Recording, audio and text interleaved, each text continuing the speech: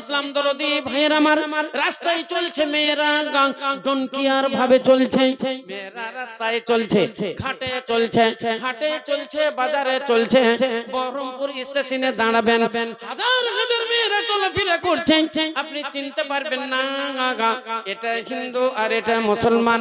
মেয়েদের যদি সীতাতে সিঁদুর না থাকতো, হিন্দু মেয়েদের সীতাতে যদি সিঁদুর না থাকতো তাহলে চিনা যাইতো না, চিনা যাইতো না এটা হিন্দু না এটা মুসলমান না। ইসলাম দরদি মা বোনেরা, ডনকিয়ার ভাবে মেয়েরা রাস্তাঘাটে চলছে।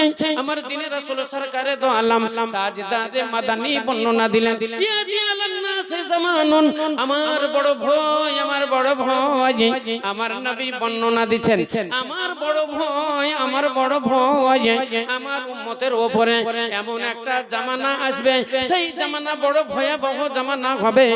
মেয়েরা রাস্তাতে রাস্তাঘাটে ডনকিয়ার ভাবে চলবে, এরা পুরুষকে পুরুষ বলে কেয়ার করবে না, আর পুরুষের ড্রেস তারা পরিধান করবে, মেয়েরা পুরুষের ড্রেস পরিধান করবে, রাস্তায় ঘাটে চলবে, এরা রূপের চর্চা করবে। আমার দ্বীনের রাসূল সরকারে দো আলম বলেন, মেয়েরা বেহায়া হয়ে যাবে, হায়া পর্দা এদের থাকবে না। কখন তোমরা জেনে রাখবে, কিয়ামত অতি সন্নিকটে, সাবধানে থাকিও নারী পর্দার আড়ালে, সাবধানে থাকিও নারী পর্দার আড়ালে, হাদিসেতে হারাম লেখে অন্য দেখিলে, হাদিসেতে হারাম লেখে অন্য দেখিলে, সাবধানে থাকিও নারী পর্দার আড়ালে, সাবধানে থাকিও নারী পর্দার আড়ালে। হাদিস শোনো নারী হাদিসের বাণী,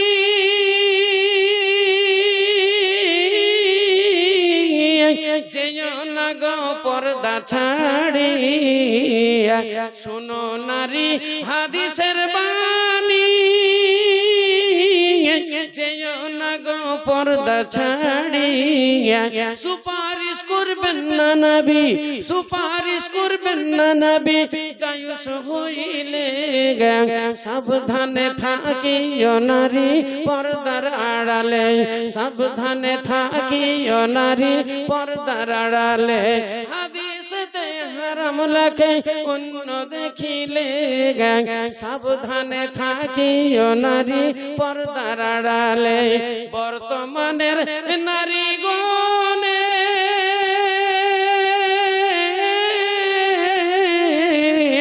স্বামীকে ঘরে রেখে ভালো লাগে না তাদের, ভালো লাগে না তাদের, মার্কেট না গেলে, সাবধানে থাকিও নারী পর্দার আড়ালে, সাবধানে থাকিও নারী পর্দার আড়ালে। কলিযুগের নারীগণে সিনেমাতে যাই দলে দলে, সিনেমাতে যাই দলে দলে, শয়তানের ভেসে, সাবধানে থাকিও নারী পর্দার আড়ালে, সাবধানে থাকিও নারী পর্দার আড়ালে, হাদিসেতে হারাম লেখে অন্য দেখিলে, সাবধানে থাকিও নারী পর্দার আড়ালে। কলিযুগের নারীগণে ঠোঁটে লিপস্টিক দিয়ে রূপের চর্চা করে তারা, রূপের চর্চা করে তারা, শহরে চলে, সাবধানে থাকিও নারী পর্দার আড়ালে, সাবধানে থাকিও নারী পর্দার আড়ালে, হাদিসেতে হারাম লেখে অন্য দেখিলে, সাবধানে থাকিও নারী পর্দার আড়ালে। পর্দা করে চললে পারে মা ফাতেমার সঙ্গী হবে, পর্দা করে চললে পারে মা ফাতেমার সঙ্গী হবে, জান্নাতে রহিবে তোমরা, এ জান্নাতে থাকিবে তোমরা জান্নাতি দলে সাবধানে থাকিও নারী পর্দার আড়ালে সাবধানে থাকিও নারী পর্দার আড়ালে হাদিসেতে হারাম লেখে অন্য দেখিলে সাবধানে থাকিও নারী পর্দার আড়ালে হাদিসেতে আল্লাহর নবী বর্ণনা দিলেন এমন একটা জামানা আসবে সেই জামানা বড় ভয়াবহ জামানা হবে মেয়েরা পুরুষের পোশাক পরিধান করবে পুরুষের যেমন শার্ট প্যান্ট ওই রকম মেয়েরাও শার্ট প্যান্ট পরিধান করবে এবং এত পাতলা পাতলা পোশাকেরা পরিধান করবে পোশাক পরিধানের পরেও অর্ধ উলঙ্গ থাকবে আমার দিনের রাসূল সরকারের দোয়াম বলেন এই ইমানদার মহিলারা এই জামানা যদি তোমাদের জামানায় চলে আসে তোমাদের যুগে যদি চলে আসে তাহলে তোমরা সাবধান হয়ে যাও তোমরা সাবধান হয়ে যাও আল্লাহর কাছে তোমরা তওবা করো আল্লাহর কাছে ইস্তিগফার করো বেশি বেশি করে তোমরা বেশি বেশি করে সালাত আদায় করো এবং বেশি বেশি করে তোমরা তওবা ইস্তিগফার করো ভাইরা আমার সেই যুগ আস্তে আস্তে চলে এলো মা বোনেরা বুঝতেই পারছে অনেকে আমার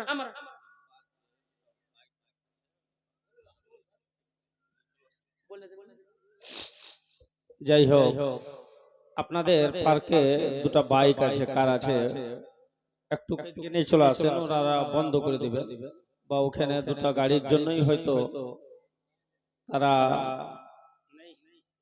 ওখানে লোক নাই যে পার্কে দুটো গাড়ি আছে মোটরসাইকেল আপনারা এখানে নিয়ে চলে আসেন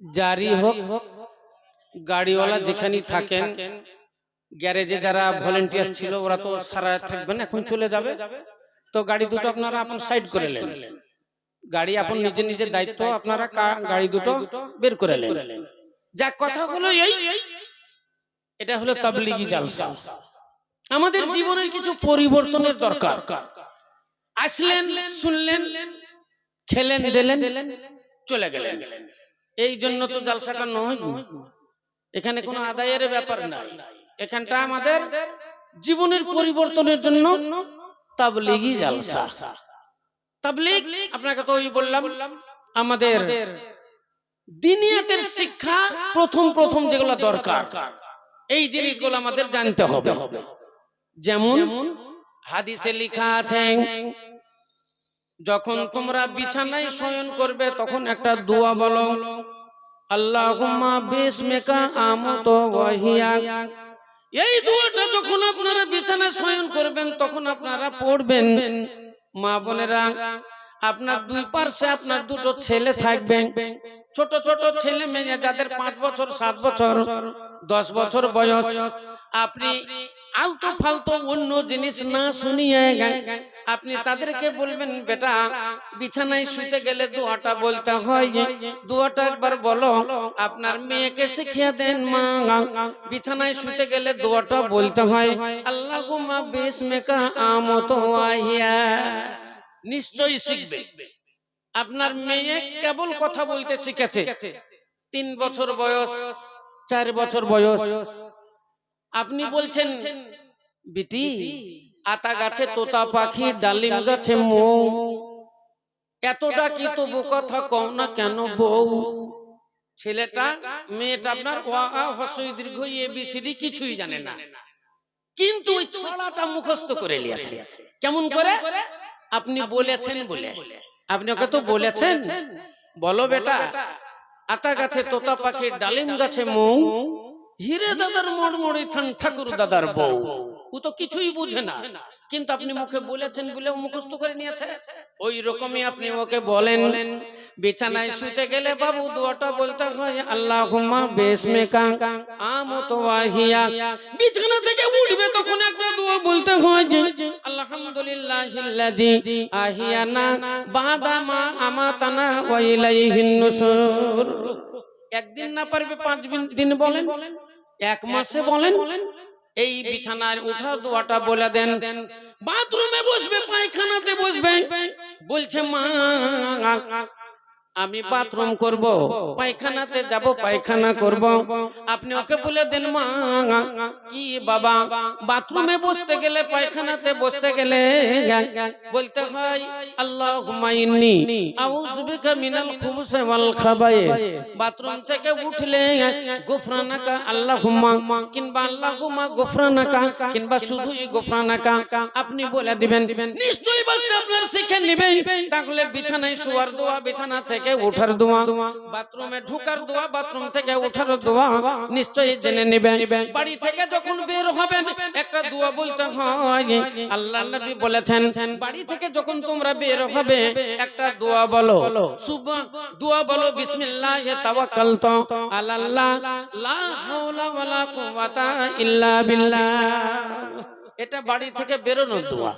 যেই দিকে যান, মাঠে যান, হাটে যান, শ্বশুর বাড়ি যান, যেই দিকেই যান, বাড়ি থেকে যেমনই বের হবেন, গাড়ি থেকে বের হলে দোয়াটা বলতে হবে বিসমিল্লাহি তাওয়াক্কালতু আলাল্লাহ লা হাওলা ওয়ালা কুওয়াতা ইল্লা বিল্লাহ। এই দোয়াটা আপনাকে বলতে হবে। যদি আপনি মনে করেন শ্বশুর বাড়ি যাব, মোটরসাইকেলে চেপে যাব, মোটরসাইকেলটা যখন স্টার্ট করবেন একটা দোয়া বলতে হবে সুবহানাল্লাযী সাখখারা লানা হাযা ওয়া মা কুন্না লাহু মুকরিনিন ওয়া ইন্না ইলা রাব্বিনা লামুনকালিবুন। এই দোয়াটা বলতে হবে। যদি মোটরসাইকেল না হয় টুকটুকিতে চাপেন, টুকটুকিতে চাপলে এই দোয়াটা বলবেন। বাসে চাপলেন, ট্রেনে চাপবেন, যানবাহনে চাপতে গেলে আপনি দোয়াটা বলবেন না সুবহানাল্লাযী সাখখারা লানা হাযা ওয়া মা কুন্না লাহু মুকরিনিন ওয়া ইন্না ইলা রাব্বিনা লামুনকালিবুন। দোয়াটা আপনাকে বলতে হবে।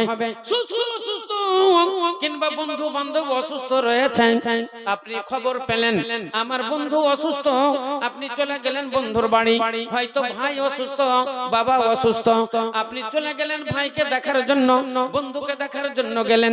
হাদিসের ভিতরে লেখা আছে তার বিছানার সারানায় বসেন, যে ও শুয়ে আছে ওর সিরানাই মানে মাথার পাশে বসেন, মাথার পাশে বসে ওর কপালে হাত দেন, কপালে হাত দিয়ে এই দোয়াটা বলেন আল্লাহুম্মা আজহিবিল বাসা রাব্বান নাস ইশফা আনতা শাফি লা শিফা ইল্লা শিফাউকা শিফান লা ইউগাদিরু সাকামান লা বাসা তাহুরুন ইনশাআল্লাহ। এই দোয়াটা বলেন। আর ওকে জিজ্ঞাসা করেন ভাই কেমন আছেন, যদি ভাই হয় তাহলে বলেন ভাই কেমন আছেন, যদি কাকা হয়, বাবা হয়, বলে বাবা আপনি কেমন আছেন। বন্ধু আপনার অসুস্থ, ডক্টর বলে দিয়েছে এ ক্যান্সারের রোগী। ক্যান্সার এমনই একটা অসুখ, ক্যান্সার রোগ এমনই একটা ডেঞ্জারাস রোগ, রোগী যদি শুনে 10 দিন আগেই মরে যায়। একটা প্রবাদ বাক্য আছে ক্যান্সার নো অ্যানসার। ক্যান্সার যার হয়ে গেল জানবেন ওর জীবনের শেষ টাইম চলে এলো। সেই জন্য মানুষ ক্যান্সার নাম শুনলেই আগেই যেন না মরার আগেই মরে যায়। ইসলাম দরদি ভাইয়ের আমার, ডক্টর বাবু বলে দিয়েছে এই তোমাদের রোগীর ক্যান্সার, এই রোগী বাঁচবে না, মারা যাবে। আল্লাহর নবী বলছেন যখন তুমি দেখতে যাবে রোগীকে জিজ্ঞাসা করবে ভাই তুমি কেমন আছো, রোগী বলবে আমি ভালো নাই, আমি ভালো নাই। তখন আপনি বলবেন আপনার কি রোগ, কি রোগ হইয়াছে। সে যদি জানে বলবে আমার এই অসুখ, এই রোগ। আত্মীয় স্বজনেরা যদি জানে তারা বলবে এই রোগ, রোগীর এই রোগ। দেখা গেল সেই রোগীর হলো ক্যান্সার। আপনি জানছেন তাহলে ডাক্তার বাবু বলে দিয়েছে ক্যান্সার রোগী বাঁচবে না, মারা যাবে। আল্লাহর নবী বলছেন যদিও তুমিও বুঝতে পারো মইরা যাবে, তুমি দেখতে গিয়েছো, তুমি যদি বুঝতে পারো মইরা যাবে, তো আল্লাহর নবী বলছেন ওকে ভুলো না যে তুমি তো শেষ, যে অসুখ হয়েছে তুমি আর বাঁচো, তুমি মরেই যাবা, তাইলে তো 3 দিন আগে মরতে আজই মরবে। সেই জন্য আল্লাহর নবী বলছেন ওকে বইলো না যে তুমি মরে যাবে, ও ওকে সান্ত্বনা দাও, ওকে বলো ভাই কোনো চিন্তা নাই, অনেক জন মরা রোগী জিন্দা হয়ে যায়, লোকে বলেছে মরে গেছে কিন্তু মরেনি, দেখা গেল সে জীবিত হইয়া গেল, 10 বছর আগেই মরার কথা এখনো সুন্দর টাট্ট ঘোড়ার মতো বেড়াচ্ছে। এইরকম অনেক লোক কাঁচের ঘরে ছিল, লোকে বলছে মইরা যাবে কিন্তু দেখা গেল এখনো বেঁচে আছে। এইরকম বহু রোগী আছে, আপনি তারকে সান্ত্বনা দেন আর বলেন চিন্তা করেন না, এইরকম রোগ অনেক জনের হইয়াছে, তারা ভালো হয়ে গেছে, তুমিও ভালো হইয়া যাবে, তুমিও ভালো হয়ে যাবে, চিন্তা করো না ভাই। মেলা রকম এরকম রোগ মেলা জনারই হয়, এইরকম বললে তার মনটা বড় হবে, এইরকম বললে তার মনে সাহস হবে, এইরকম বললে পরে তার মনটা শক্ত হবে, তাহলে সে মর্মহত হয়ে যাবে না, সে না মইরা যাবে না। সেই জন্য আল্লাহ নবী বলেন ওকে সাহস দাও, আর এই দুয়াটা কপালে হাত দিয়ে একবার পড়ো, পারো তো 2 বার পড়ো, পারো তো 3 বার পড়ো। আল্লাহ নবী বর্ণনা দিচ্ছেন যতক্ষণ পর্যন্ত তুমি রোগীর পাশে থাকবে আল্লাহর রহমতের ফেরেশতা তোমার জন্য রহমতের দোয়া করবে, আল্লাহর মাগফিরাতের ফেরেশতা তোমার জন্য মাগফিরাতের দোয়া করবে, মাগফিরাতের প্রার্থনা করবে। ওই রোগীর কাছে বসে থাকলে তোমার অনেক জীবনের গুনাহ খাতা মাফ হয়ে যাবে। নারায়ে তাকবীর। এই দোয়াটা রোগীর কাছে গিয়ে পড়তে হবে। আমরা কিন্তু দোয়াটা কিছুই জানি না। বন্ধুর অসুস্থ, লে আপেল নিয়ে 1 কিলো, 1 কিলো আপেল, 5টা 10টা কমলা লেবু, মৌসুমি লেবু, 1 কিলো মিষ্টি, রোগীর কাছে আমরা যাই। রোগীরা কি ওটা খেতে পাবে? বলেন, সুগারের রোগী মিষ্টি খেতে পাবে? সুগারের রোগী এইসব জিনিস খেতে পাবে? বা যে অসুখ হয়েছে ও খেতে পাবে কি পাবে না?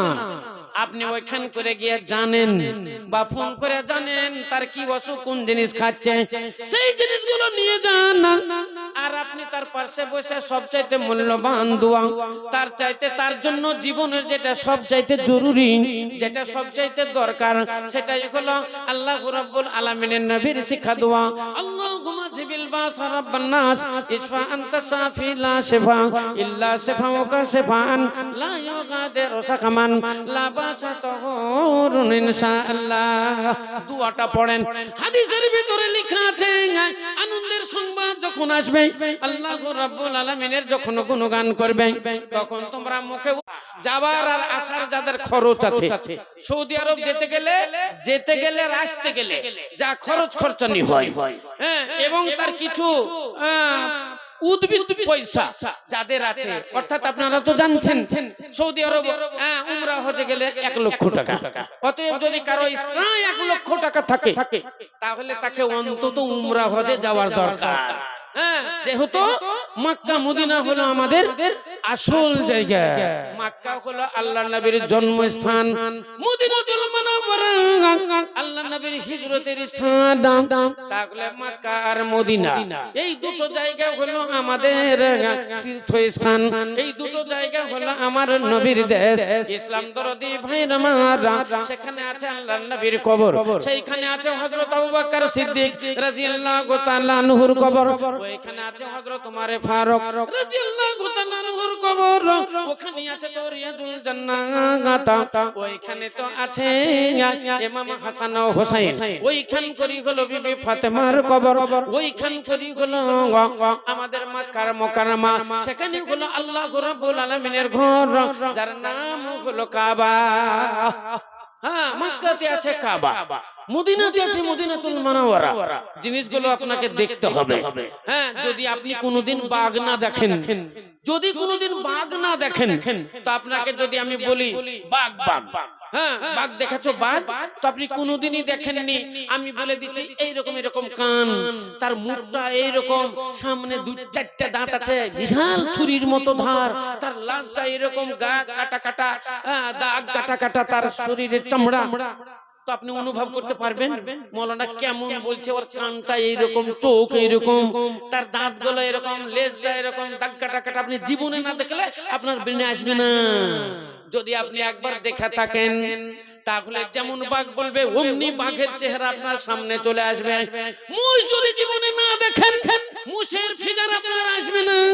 আপনাকে যতই সুন্দর করে বোঝানো যাক না কেন, আপনি মুষ বুঝতে পারবেন না। হাতি যদি চোখে কোনোদিন না দেখেন, হাতি আপনাকে যতই বোঝানো যাক, আপনি হাতি বুঝতে পারবেন না।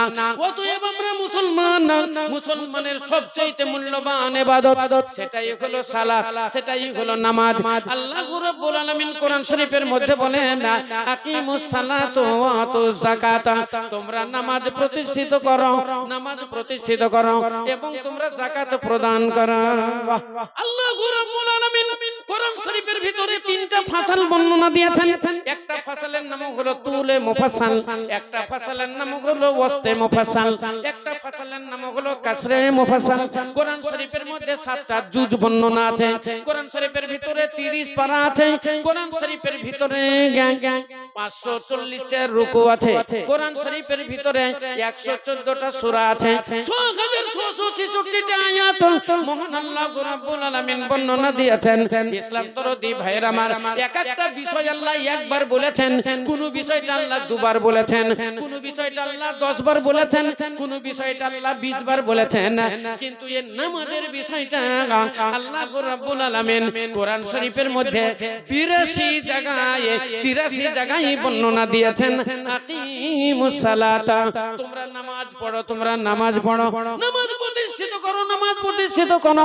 আর যেখানে আল্লাহ বলেছেন আকিমুস সালাত, ওই জায়গাতেই মহান আল্লাহ রাব্বুল আলামিন বলেছেন ওয়া আতুজ যাকাত, তোমরা সালাত আদায় করো এবং তোমাদের মালের তোমরা যাকাত আদায় করো। কতই যাকাত দিতে হবে। ইসলাম দরদি ভাইরা আমার, আমরা মুসলমান, আমরা মুসলমান হওয়ার নাতে মহান আল্লাহ রাব্বুল আলামিন আমাদের উপরে কিছু বিধি বিধান আল্লাহ নাযিল করেছেন। তাই নবী আমার হীরা গুহাতে চলে গেলেন, আল্লাহর ইবাদত বান্দেগি করতে লাগলেন, আল্লাহর ধ্যান করতে লাগলেন, আল্লাহর জিকির আজকার করতে লাগলেন। একদিন নয়, দুদিন নয়, এক মাহিনা নয়, 2 মাহিনা নয়, আল্লাহর নবী পুরা 6টি মাহিনা ওই হীরা গর্তের ভিতরে কাটিয়ে দিলেন। 6 মাহিনা পর জিবরাইল সাল্লাম নাযিল হলেন। 30 পারা কোরআন নিয়ে আল্লাহর নবীর উপরে, আল্লাহর নবীর সামনে এসে বললেন, ইয়া মুহাম্মদ ইকরা, ইকরা ইয়া মুহাম্মদ, মুহাম্মদ তুমি পড়ো। আল্লাহ নবী তো লেখাপড়া জানতেন না, স্কুল কলেজে উনি তো পড়েননি। এমনি তো কেউ কাহিন বলেছে, এমনি কেউ জাদুঘর বলে দিয়েছে, কেউ আবার গণক বলে দিয়েছে, কেউ কবি বলে দিয়েছে। লেখাপড়া না করতেই আল্লাহ রাসূল স্কুলে পড়লেন না, কলেজে পড়লেন না, কিন্তু মক্কার কাফেররা কেউ কেউ বলল আনতা শাহির, তুমি হলে জাদুঘর। আবার কেউ বলে দিল আনতা কাহিন, তুমি হলে গণক। আবার কেউ বলে দিল তুমি কবি।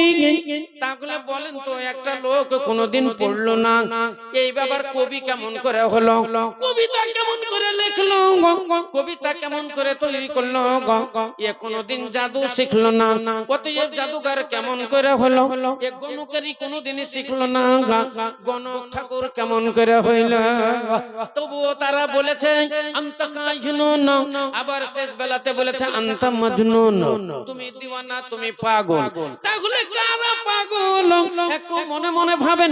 ওরা বলছে তুমি জাদুঘর, আবার ওরাই বলছে তুমি হলে গণক, আবার ওরাই বলছে তুমি শায়ের, ওরা বলছে তুমি কবি, আবার উল্টে ওরাই বলছে আনতা মাজনুন, তুমি দিওয়ানা। তাহলে কোথায় কবি আর কোথায় দিওয়ানা? কোথায় আসমান আর কোথায় জমিন? কোথায় চন্দ্র, কোথায় পৃথিবী? ইসলাম দরদি ভাইরা আমার, তাহলে বোঝা গেল আসলে আল্লাহ নবী পাগল নয়, এরাই হলো পাগল, এরাই পাগলামো করে। যেহেতু একজনের জন্য বলছে আনতা শাইর, আবার ফির বলছে আনতা মাজনুন। ইসলাম দরদি ভাইরা আমার, আমার দিনের রাসূল সরকারে দোলামা তাজদারে মাদানী ওই হীরা পর্বতমালায় 6 মহিনা কাটিয়ে দিলেন। আল্লাহর নবী যে নবী ছিলেন, নবুয়তির প্রমাণ এইখানেই হয়ে গেল। বলেন আপনারা তো জানেন মক্কা থেকে 3 মাইল দূরে হীরা পর্বতমালা। সেই যুগে মানুষ কম ছিল, মানুষের সংখ্যা কম, 2টা 4টা 5টা মানুষ থাকতো, এদিকে সেদিকে 2টা 4টা ঘর বাড়ি ছিল, মানুষের অত সমাগম ছিল না, বাড়ি ঘর অত বেশি ছিল না, শুধু পাহাড়ি এলাকা, জঙ্গলি জঙ্গল। তাহলে ওই জঙ্গলে বাস করত জঙ্গলি জানোয়ার, জঙ্গলে বাস করত বাঘ, জঙ্গলে বাস করত সিংহ, জঙ্গলে বাস করত আপনার শ্রীগালের পাল, সেগুলা হলো আপনার জঙ্গলি শ্রীগাল। জঙ্গলে বাস করত কুকুর, জঙ্গলি কুকুর। তাহলে বলেন আর বাস করত সেই পাহাড়ি এলাকায় বড় বড় পাহাড়ি সাপ, মানুষ গিলে গিলে খায় যেই সাপ, একে বলে পাহাড়ি সাপ। আমার একটা জালসা পড়েছিল বর্ধমান, মোটামুটি আজ থেকে 20 বছর আগে। কাটুয়া ঘাট পার হলাম, কাটুয়া দেবগ্রাম হয়ে কাটুয়া ঘাট পার হয়ে ওই পারে দেখছি তো মেলা লোকের ভিড়। সেখানে এত লোকের ভিড় কেন? ঢুকে দিকে দেখলাম সাপ দেখাচ্ছে, সাপ তো অজগর সাপ, হ্যাঁ মানে পাহাড়িয়া সাপ। পাহাড়িয়া সাপটা চোখ ফুটেনি, 92 কেজি ওজন। এখন পর্যন্ত চোখ ফুটেনি, 92 কেজি ওজন। তাহলে বলেন চোখ না ফুটতি 92 কেজি ওজন, যদি চোখ ফুটে যায় তাহলে কত কেজি ওজন হবে? তার বয়স যদি 1 বছর হয় তাহলে কত ওজন হবে? যদি তার বয়স 10 বছর হয় কত ওজন হবে? বলেন 20 বছর যদি হয় তাহলে কত বড় হবে, কত ওজনী হবে? ইসলাম দরদি ভাইয়ের আমার, পাহাড়ি এলাকার পাহাড়ি সাপ মানুষ গিলে গিলে খায়। 6 মাস আল্লাহর নবী ওই গর্তের মধ্যে থাকলেন।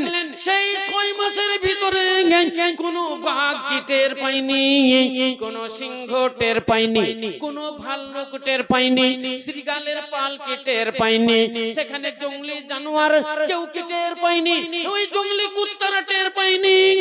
বলেন ওই পাহাড়ি এলাকার পাহাড়ি সাপ তারা কি টের পায়নি? এই গুহার ভিতরে একজন মানুষ আছে। আমরা প্রবাদ বাক্য শুনেছি, ঠিক কি বেঠিক আমি জানি না।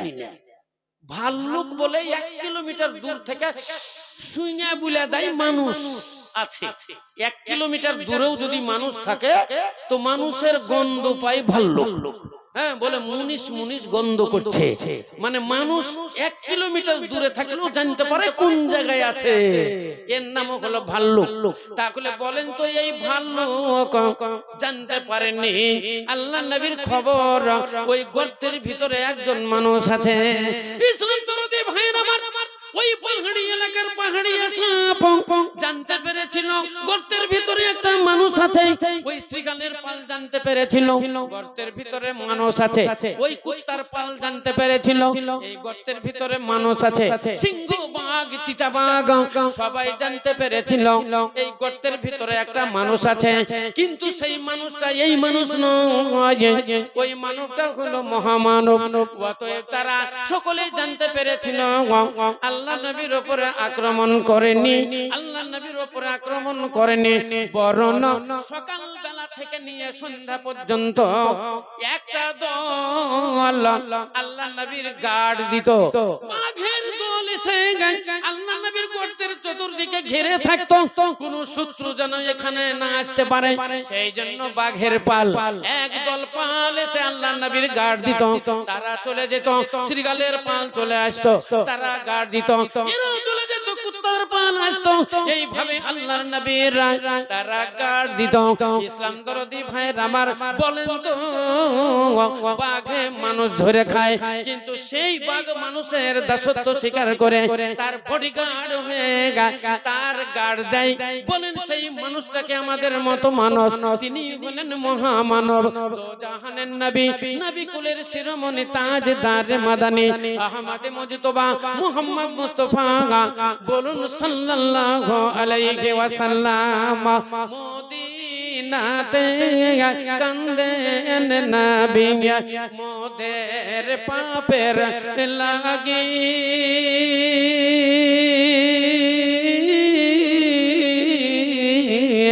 মোদের ব্যথায় কাতর হয়ে আছেন তিনি শুইয়া মদিনাতে কান্দেন নবী মোদের পাপের লাগি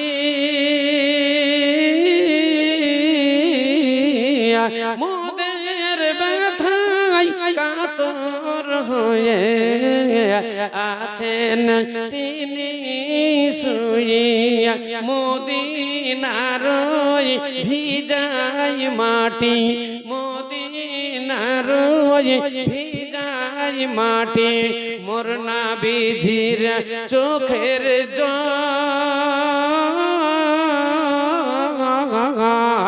তোরা কেন্দে কেন্দে বল সকলে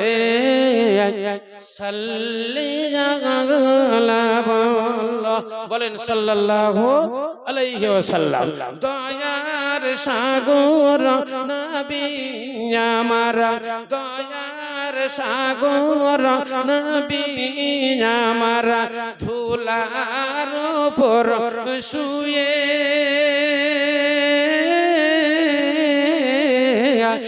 ওই মদিনা ধন্য হলো নবীর পরশ ছুঁয়ে মনের কালি মুছবি যদি মনের কালি মুছবি যদি মদিনাতে চল তোরা কেন্দে কেন্দে বল সকলে সাল্লিয়া বল তোরা কেন্দে কেন্দে বল সকলে সাল্লিয়া বল খুদাই কাতর নবী আমার খুদাই কাতর নবী আমার মা ফাতেমার কাছে বলে মাগো ঘরে কি তোর খাবার কিছু আছে ফাতেমা বলেন নাই কো খাবার ফাতেমা বলেন নাই কো খাবার নয়ন ভরা জল তোরা কেন্দে কেন্দে বল সকলে সাল্লিয়া আলা বলেন সাল্লাল্লাহু আলাইহি ওয়াসাল্লাম মুজুরিতে গেলেন নবী মুজুরিতে গেলেন নবী ইহুদির বাড়ি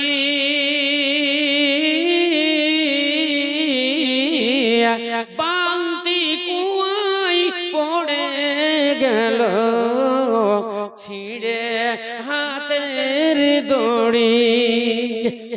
দড়ি ছিঁড়ে বালতি কুয়াই পড়ে গেল ওই ইহুদি আল্লাহর নবীর উপরে সে একটা থাপ্পড় মারলো ইসলাম দরদি ভাইরা আমার বলেন দুঃখ কেমন ইহুদির হাতটি ধরে ইহুদির হাতটি ধরে বলেন নবী মোর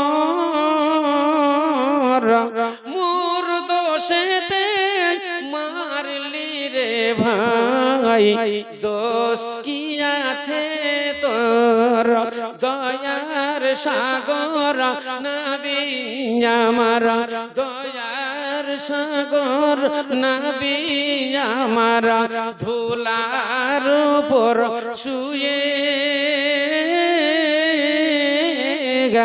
ওই মদিনা ধন্য হলো নবীর পরশ ছুঁয়ে।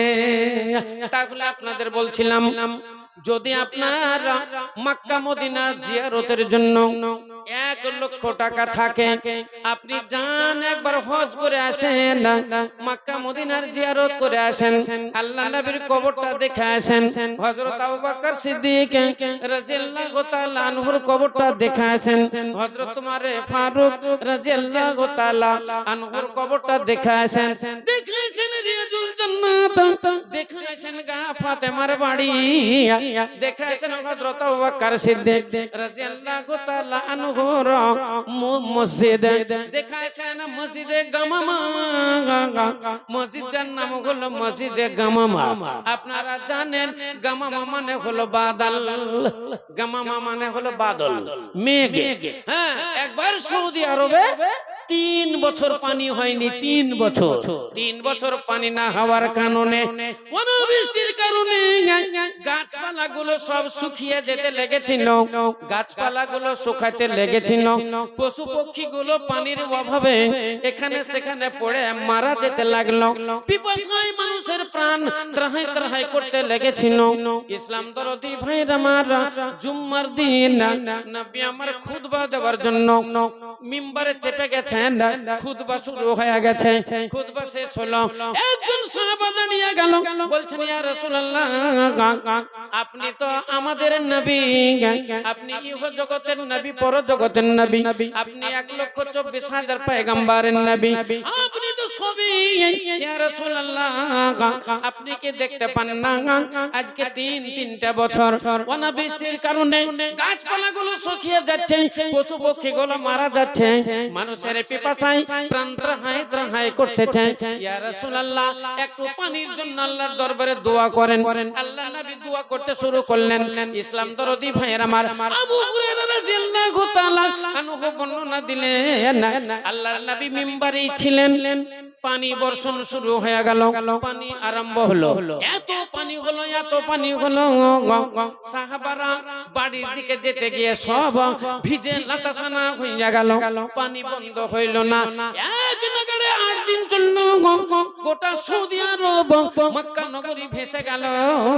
ইসলাম দরদি ভাইয়ের আমার, বাড়ি ঘরে পানি উঠে পড়ল এবং কাজ কাম সব বন্ধ হয়ে গেল। আবার জুম্মার দিন চলে এলো, জুম্মার দিনে নবী খুতবা শুরু করেছেন, ওই সাহাবা দাঁড়িয়ে গেলেন, বলছেন ইয়া রাসূলুল্লাহ আল্লাহর দরবারে একটু দোয়া করেন, পানি যেন বন্ধ হয়ে যায়, পানি যেন বন্ধ হয়ে যায়, আমাদের কাজ কাম সব ভেস্তে গেল, আমাদের কাজ কাম বন্ধ হয়ে গেল, মাঠ ঘাটে আমাদের যাওয়ার আর উপায় নাই, ইয়া রাসূলুল্লাহ আল্লাহর দরবারে দোয়া করেন যেন আকাশের পানি বন্ধ হয়ে যায়। আল্লাহ নবী দোয়া করতে শুরু করলেন, আকাশের পানি বন্ধ হয়ে গেল। ইসলাম দরদি ভাইয়ের আমার, ইনি হলেন আমাদের আখেরি জামানার নবী, নবী কুলের শিরোমণি, তাজদার মাদানী, আহমদ মুজতবা মুহাম্মদ মুস্তাফা, প্রাণ খুলে বলেন সাল্লাল্লাহু আলাইহি ওয়াসাল্লাম। ইনি হলেন আমাদের নবী, সেই নবীর উম্মত হলাম আমরা। আজকে দেখেন মুসলমানদের অবস্থা কি, দুনিয়ার দিকে যদি তাকানো যায়, মুসলমানদের দিকে তাকিয়ে মুসলমানের পরিচয়ই পাওয়া যায় না। ট্রেনে আমরা অনেক সময়তে চলি, বাসে আমরা চলি, ট্রেনের উপরে বসে আছি, সামনে দিকে 5 জন, আমরা সিটে বসে আছি 5 জন, ডান সাইডে বসে আছে একটা সিটে 3 জন। হ্যাঁ, মনে মনে ভাবছি এটা মুসলমান মনে হয়, আবার মনে হচ্ছে এটাই বোধহয় মুসলমান, না এটা হিন্দু, কোনটাতে হিন্দু আর কোনটা মুসলমান চিনাই যায় না, না ওদের মুখ দেখে চিনা যায়, না ওদের বেশভূষা দেখে চিনা যায়, না ওদের প্যান্ট জামা দেখে চিনা যায়। সবারই হাতে মোবাইল আর সবারই জামা প্যান্ট একই রকম, মুখে কারো দাড়ি নাই, বলেন কেমন করে চিনা যাবে কোনটা মুসলমান?